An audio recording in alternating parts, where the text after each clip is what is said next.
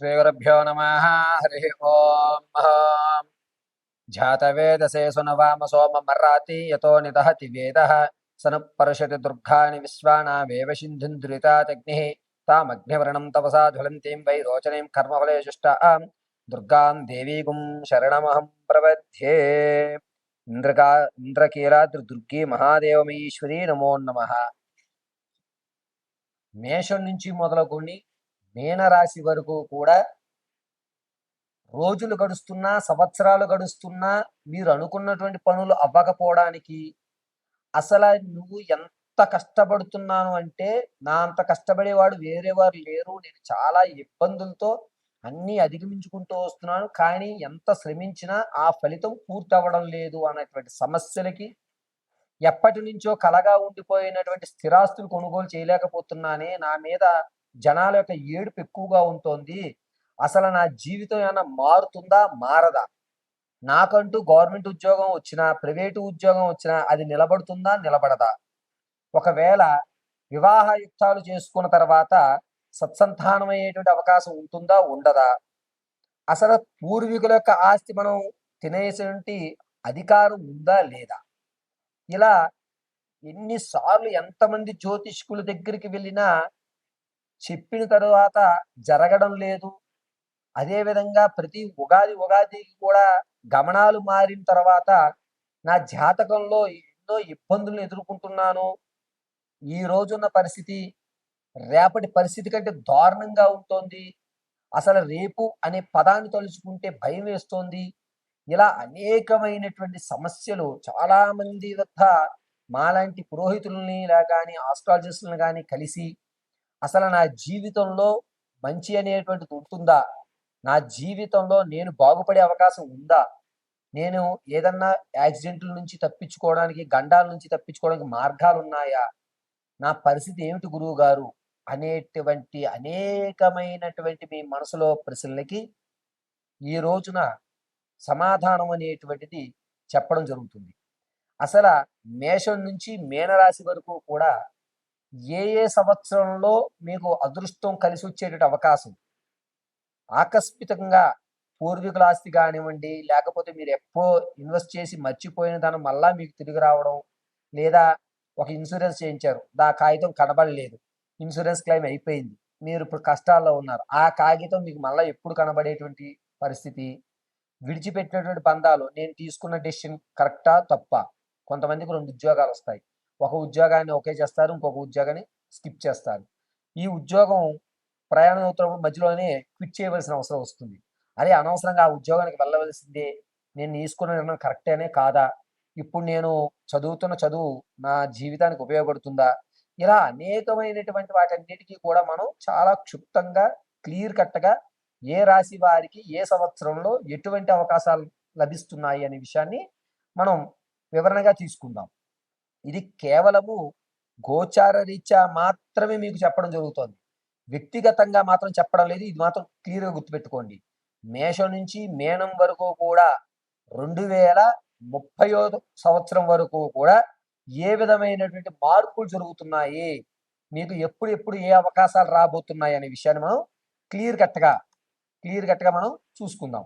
వృశ్చిక రాశి వారికి 2026 ఆగస్టు నుంచి ప్రారంభం చేసుకుని 2030 ఆగస్టు వరకు కూడా ఏ విధమైనటువంటి స్థితిగతుల్లో ఏ విధమైనటువంటి అద్భుత అవకాశాలు ఏ సంవత్సరంలో కలుగుతాయి అనేటువంటి విషయంలో, ముఖ్యంగా ఈ వృశ్చిక రాశి వారికి 2026 ఆగస్టు నుంచి అక్టోబర్ వరకు కూడా ఆర్థిక ఇబ్బందులు అనేటివి ఎదురవుతున్నాయి బాగా. పైగా ఈ ఇబ్బందులు ఎలా ఉంటున్నాయి అంటే, మీరు సంపాదించేది, మీరు ఖర్చు పెట్టేది ఎక్కువగా ఉంటుంది. విందు వినోదాలకి పాల్గొని అవసరార్థం అప్పు తెచ్చి మీరు ఈ అక్టోబర్ వరకు కూడాను కొంచెం ఆర్థికంగా ఎక్కువ శాతం ఇబ్బంది పడేటువంటి అవకాశాలు ఎక్కువ గోచరిస్తున్నాయి. వీటి నుంచి మీరు బయటపడేటువంటి మార్గం అనేటువంటిది 2027 మార్చి 19వ తారీఖు తర్వాత మీ యొక్క ఆర్థిక ఇబ్బందులు తగ్గడానికి మార్గాలు కనిపించడం, అదేవిధంగా మీకు సెకండ్ ఇన్కమ్ జనరేట్ అవ్వడం, మీరు ఏదన్నా సరే అప్పుల బాధ నుంచి బయటపడిపోవడానికి సరైనటువంటి మార్గాలు అనేటువంటివి 2027 మార్చిలో మాత్రమే కనబడుతున్నాయి. అప్పటి వరకు కూడా వృశ్చిక రాశి వారు ఆర్థికమైన ఇబ్బందులకి గురవ్వాల్సినటువంటి పరిస్థితి వస్తుంది. మానసిక స్థైర్యంతో ఉండండి.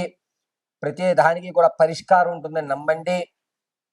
2027 అక్టోబర్లో వీరికి ఉద్యోగ స్థిరం అయినటువంటి ఉద్యోగం ఏర్పడేటువంటి అవకాశాలు ఏర్పడుతున్నాయి. ఎవరైతే ఇంతకు ముందు నుంచి వృశ్చిక రాశి వారు ఉద్యోగాలు మారుతూ స్థిరమైనటువంటి సంపాదన లేకుండా ఎవరైతే ఇబ్బంది పడుతున్నారో వారికి 2027 అక్టోబర్లో మాత్రమే ఉద్యోగ ప్రాప్తి కలిగేటువంటి అవకాశం ఏర్పడుతుంది. అది కూడా మీరు అనుకున్నటువంటి రంగంలో మీకు మంచి పొజిషన్ అనేటువంటి ఉద్యోగమే వస్తుంది. రాజకీయంలో కానీ ప్రభుత్వ రంగాల్లో కానీ మీకంటూ ఒక ప్రత్యేకమైన గుర్తింపు 2027 అక్టోబర్ 18వ తారీఖు నుంచి మొదలు పెట్టుకుని డిసెంబర్ 23వ తారీఖు మధ్యలో ఖచ్చితంగా మీకంటూ ఒక మంచి పొజిషన్ అనేటువంటిది ఏర్పడుతోంది. అంతేకాకుండా వృశ్చిక రాశి వారికి స్థిరమైన ఆస్తులు, ఇల్లు కొనుక్కుందామన్నా, పొలం కొనుక్కుందామన్నా, వ్యాపారం ప్రారంభం చేద్దామన్నా ఏదేమైనా సరే ఈ సంవత్సరం అంతగా బాగోలేదు. 2027 మార్చి 21వ తారీఖు తర్వాత శ్రీకారం చుట్టండి.